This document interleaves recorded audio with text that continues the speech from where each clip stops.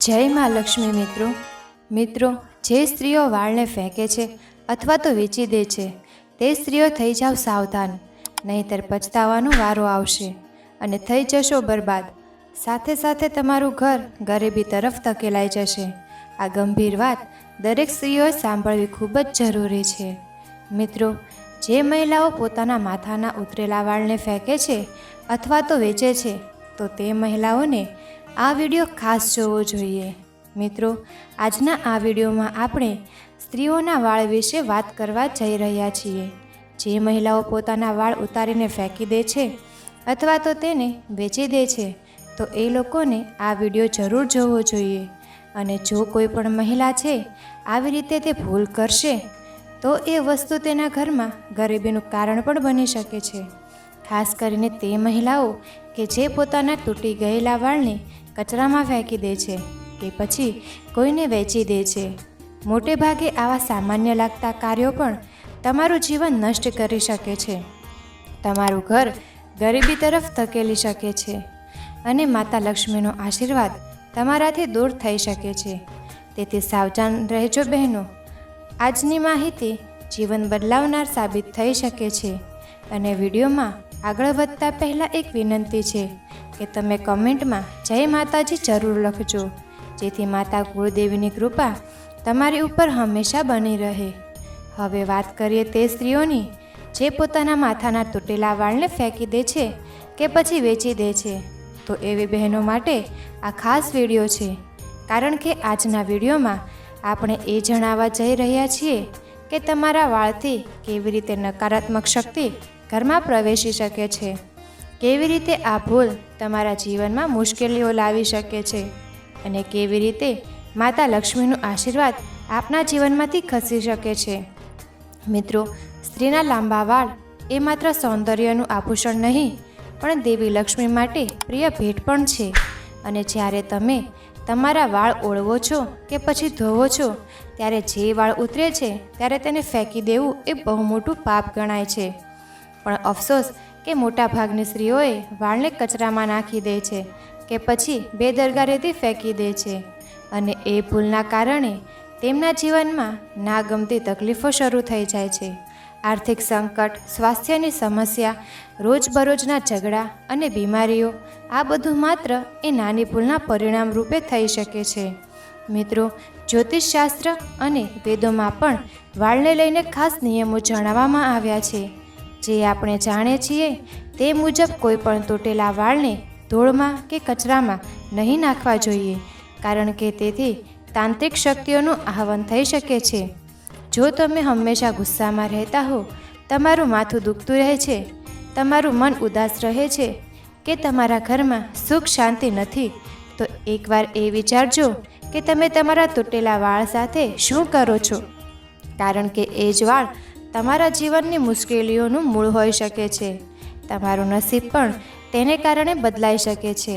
આજે અમે તમને જણાવીશું કે અમારા તૂટેલા વાળનું શું કરવું જોઈએ, તેને કઈ જગ્યાએ મૂકવું કે જેથી નકારાત્મક શક્તિ તમારા ઘરમાં ન આવે, ઘરમાં સકારાત્મક ઉર્જા આવે, દેવદેવીના આશીર્વાદ મળે અને ખાસ કરીને માતા લક્ષ્મી તમારા ઘરમાં બિરાજે. આટલી મહત્ત્વની માહિતી ક્યાંયથી નહીં મળે, એટલે આ વિડીયો અંત સુધી જુઓ, શાંતિથી સાંભળો અને તમારા જીવનમાં આ સાવચેતીઓ અપનાવો. પછી તમે જુઓ કે તમારા જીવનમાં કેવી રીતે નવો ચમકતો સૂરજ ઉગે છે. સાથે જ મિત્રો, આ વિડીયોમાં અમે તમને એ પણ જણાવવાના છીએ કે તમારે તે વાળનો કઈ જગ્યાએ ઉપયોગ કરવો જોઈએ. તૂટેલા વાળ જે હોય છે તેનો કેવી રીતે ઉપયોગ કરવો જોઈએ તે પણ તમને આ વિડીયોમાં જાણવા મળશે. જો તમે તમારા તૂટેલા વાળને સરખી રીતે અને નિયમ અનુસાર ઉપયોગ કરશો તો આપણા કુળદેવી પણ આપણાથી ખુશ રહેશે અને તે આપણા જીવનમાં ક્યારેય આપણને દુઃખ નહીં આપે. તે હંમેશા આપણાથી પ્રસન્ન થયેલા જ રહેશે, કારણ કે એ મહિલાઓના લાંબા વાળ છે તે સ્ત્રીની સુંદરતા દર્શાવે છે અને તે વાળમાં માતા લક્ષ્મીનો વાસ રહેલો છે. આથી જો આપણને વાળ કાપીને ફેંકી દઈએ છીએ તો આપણે તેનું અપમાન કરીએ છીએ તેવું પણ માનવામાં આવે છે. આથી સ્ત્રીઓના વાળ છે એ હંમેશા લાંબા જ હોવા જોઈએ અને આપણે જ્યારે તેને સવારે કાંસકાથી ઓળવીએ છીએ તો તેની જે ગૂંચ હોય છે તેને આપણે બહાર ફેંકી દેવી ન જોઈએ. જી હા મિત્રો, આપણે તેનો સરખી રીતે ઉપયોગ કરીએ છીએ તો માતાજી હંમેશા આપણાથી પ્રસન્ન રહે છે. મિત્રો, તમે જાણો છો કે સ્ત્રીના વાળમાં દેવી લક્ષ્મીનો વાસ હોય છે અને જ્યારે એ વાળને આપણે યોગ્ય રીતે નથી રાખતા ત્યારે માતાજી નારાજ થઈ જાય છે. હવે તમે વિચારી રહ્યા હશો કે કાપેલા અથવા તો ઉતરેલા વાળનું શું કરવું જોઈએ? તો મિત્રો, એનો જવાબ પણ આજે તમને મળશે.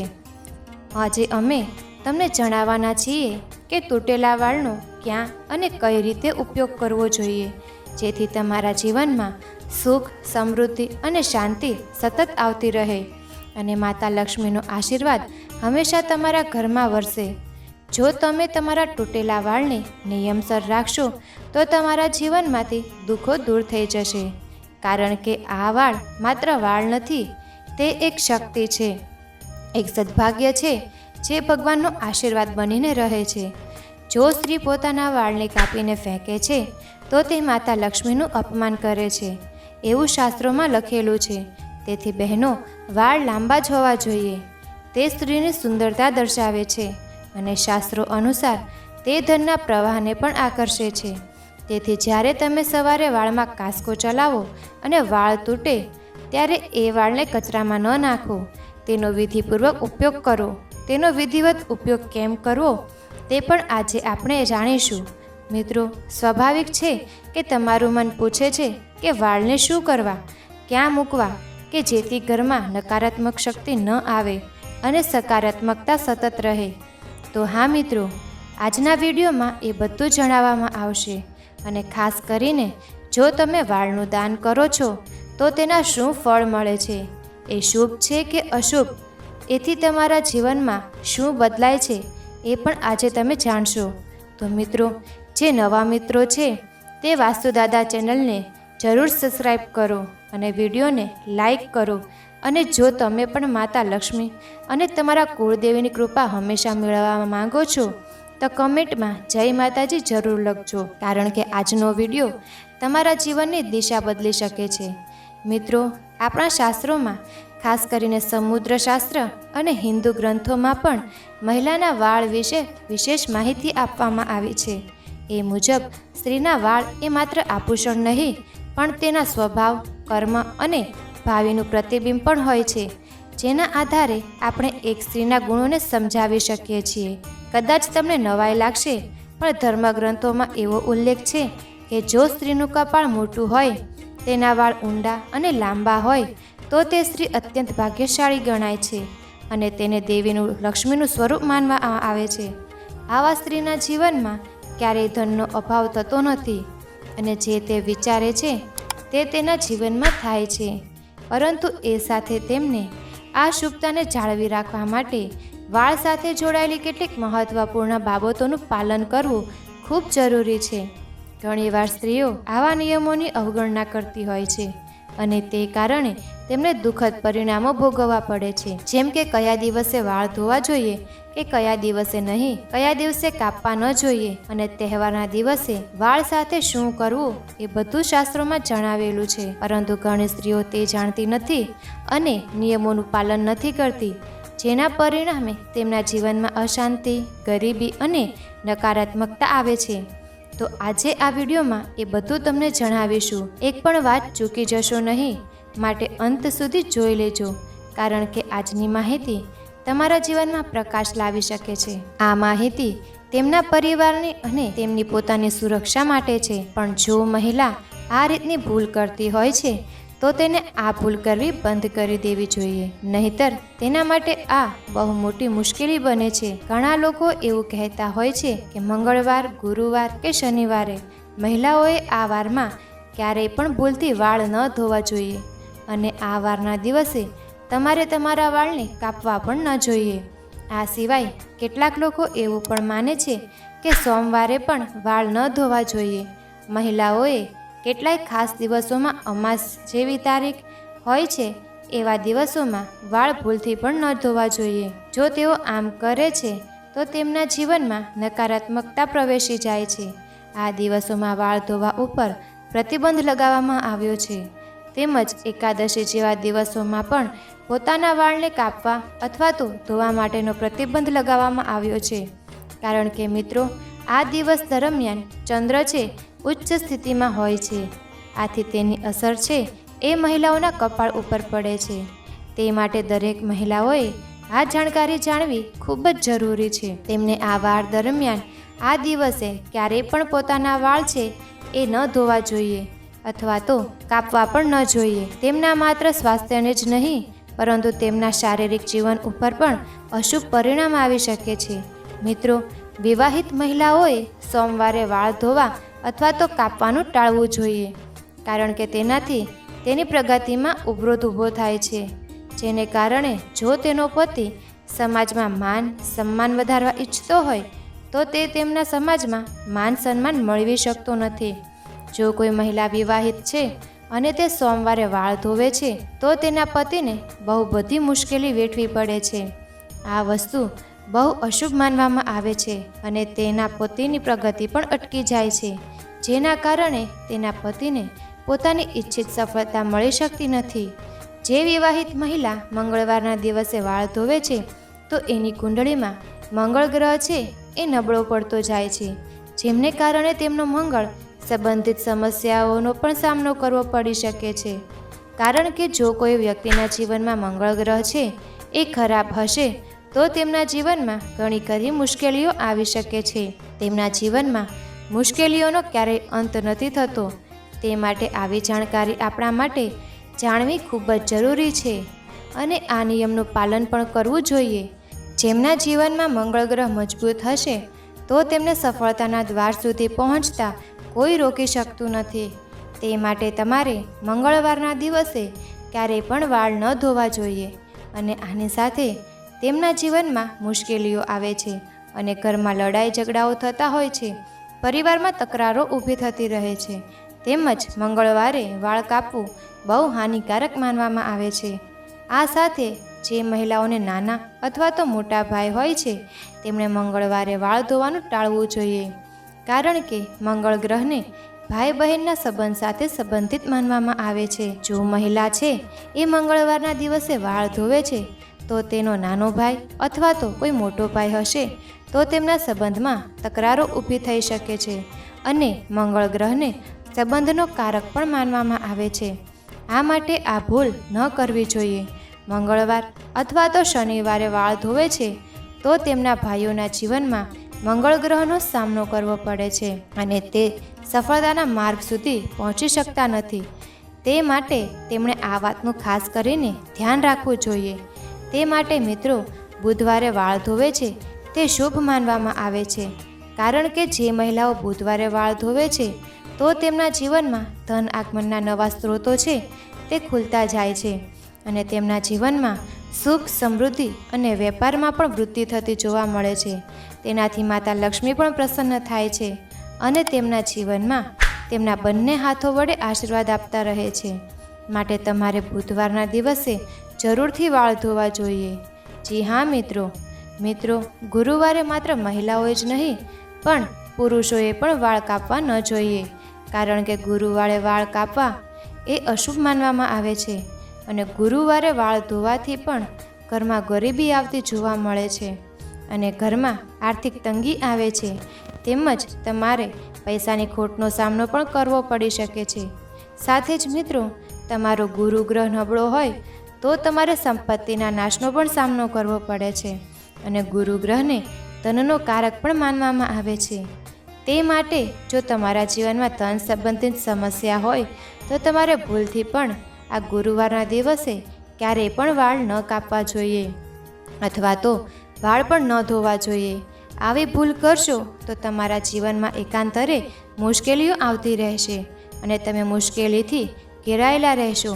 તમારા જીવનમાં નકારાત્મકતા ન આવે તે માટે તમારે આ ભૂલને પણ ન કરવી જોઈએ. જ્યારે ગુરુ ગ્રહ નબળો હોય છે ત્યારે રાજાને પણ તે નરકમાં ફેરવી દે છે. આ સાથે શુક્રવારનો દિવસ છે એ વાળ કાપવા માટે અને ધોવા માટેનો શુભ દિવસ માનવામાં આવે છે. એ માટે તમે શુક્રવારના દિવસે પણ વાળ કાપી શકો છો અથવા તો તમારા વાળને ધોઈ પણ શકો છો. એનાથી કોઈ ખરાબ પરિણામ જોવા નથી મળતું, કારણ કે શુક્રવાર છે તે દેવી લક્ષ્મીનો દિવસ માનવામાં આવે છે. આ દિવસે વાળ ધોવાથી દેવી લક્ષ્મીની કૃપા એ પ્રાપ્ત થાય છે અને તમારા જીવનમાં તેના બંને હાથો વડે આશીર્વાદ વરસાવે છે. મિત્રો, શું તમે જાણો છો કે કેટલી મહિલાઓ એવી મોટી ભૂલ કરી બેસે છે કે શુક્રવારે જે શુભ અને વિધિના વિધાનનો ખાસ મહત્વનો દિવસ છે એ દિવસે વાળ કપાવી લે છે, જેને તેઓ શુદ્ધ મનથી શુભ માને છે. પરંતુ વાસ્તવમાં શુક્રવારના દિવસે વાળ કાપવા ન જોઈએ, ફક્ત વાળ ધોવા જ જોઈએ. કેમ કે શુક્રવારના દિવસે જો તમે તમારા વાળ ધોશો તો ભગવાન શુક્ર પ્રસન્ન થાય છે, જેના કારણે તમારા જીવનમાં ધન સંપત્તિ સમૃદ્ધિ સાથે માન સન્માન પણ વધે છે અને તમારી હાલની કોઈ પણ મુશ્કેલીઓનો અંત આવી શકે છે. એટલે મિત્રો, તમારા વાળ ધોવા માટે ખાસ કરીને શુક્રવારના દિવસની પસંદગી કરવી જોઈએ, પરંતુ વાળ કાપવા માટે શુક્રવારના દિવસનો નિષેધ છે. મિત્રો, ઘણી મહિલાઓ શનિવાર કે રવિવાર જેવા રજાના દિવસોમાં વાળ ધોવાનું પસંદ કરે છે, કારણ કે તેમને લાગે છે કે આ દિવસો આરામ માટે છે. પણ એ ભૂલ છે. જી હા મિત્રો, શાસ્ત્રો કહે છે કે શનિવાર અને રવિવારના દિવસે વાળ ધોવાથી શનિ, રાહુ અને કેતુ જેવા ગ્રહો નબળા પડી જાય છે, જેનાથી તમારા જીવનમાં શારીરિક, માનસિક અને આર્થિક તકલીફો ઊભી થઈ શકે છે. એટલે આ ભૂલ તમારે ટાળવી જોઈએ. એટલું જ નહીં, પણ અમાસ, એકાદશી અને પૂર્ણિમા જેવા પવિત્ર અને શક્તિશાળી તિથિઓએ પણ વાળ ધોવાની કડક મનાઈ છે, કેમ કે એ દિવસે વાળ ધોવા એ હાનિકારક માનવામાં આવે છે અને એના કારણે અશુભ સમાચાર પ્રાપ્ત થવાની શક્યતા પણ વધી જાય છે. સમુદ્રશાસ્ત્ર અને આપણા પ્રાચીન ગ્રંથો અનુસાર મહિલાઓએ પોતાના વાળ ક્યારેય પણ ન કાપવા જોઈએ, કેમ કે સ્ત્રીના વાળમાં દેવી લક્ષ્મીનો વાસ માનવામાં આવે છે. તમારા વાળ જેટલા લાંબા હશે તેટલી જ ધન, સુખ અને સમૃદ્ધિ તમારા જીવનમાં આવશે અને માતા લક્ષ્મી પણ પ્રસન્ન થઈને તમારું રક્ષણ કરશે અને પોતાની કૃપા વરસાવતી રહેશે. તેથી મિત્રો, તમે આ વિડીયોમાં આપવામાં આવેલી બધી માહિતીનું યોગ્ય રીતે પાલન કરો છો તો તમારા જીવનમાં દુઃખ, કષ્ટ કે અશાંતિના વાદળો ક્યારેય નહીં ઘેરાય. તમારા પરિવારમાં હંમેશા શાંતિ, સમૃદ્ધિ અને ખુશીઓ રહેશે અને તમે ક્યારેય પણ કોઈ મુશ્કેલીનો સામનો નહીં કરો. તો મિત્રો, જો આ માહિતી તમારા દિલ સુધી પહોંચી હોય અને તમને ઉપયોગી લાગી હોય તો કૃપા કરીને વિડીયોને લાઈક કરો, ચેનલને સબસ્ક્રાઈબ કરો અને નીચે કોમેન્ટ બોક્સમાં જય માતાજી લખવાનું ભૂલશો નહીં, જેથી કરીને તમારા કુળદેવીની અનંત કૃપા હંમેશા તમારી ઉપર રહેશે અને અમે આવી જ વિધિ, શાસ્ત્ર અને વાસ્તુ સાથે જોડાયેલી મહત્વપૂર્ણ જાણકારી તમારા સુધી પહોંચાડી શકીએ. આજનો વિડીયો જોવા બદલ આપનો દિલથી આભાર. ધન્યવાદ મિત્રો.